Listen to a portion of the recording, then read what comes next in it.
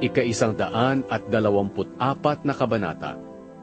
Ang Diyos ang tagapagligtas ng kanyang mga mamamayan. Kung ang Panginoon ay hindi pumanig sa atin, ano kaya ang nangyari? Sumagot kayo mga taga-Israel. Kung ang Panginoon ay hindi pumanig sa atin noong sinalakay tayo ng ating mga kaaway, maaaring pinatay na nila tayo dahil sa matinding galit nila sa atin. Maaaring para tayong tinangay ng baha at nalunod dahil sa malakas na agos ng tubig. Purihin ang Panginoon dahil hindi niya pinayagang lapain tayo ng ating mga kaaway na parang mababangis na hayop. Nakatakas tayo katulad ng ibong nakawala sa nasirang bitag. Ang tulong natin ay nagmula sa Panginoon na gumawa ng langit at ng lupa.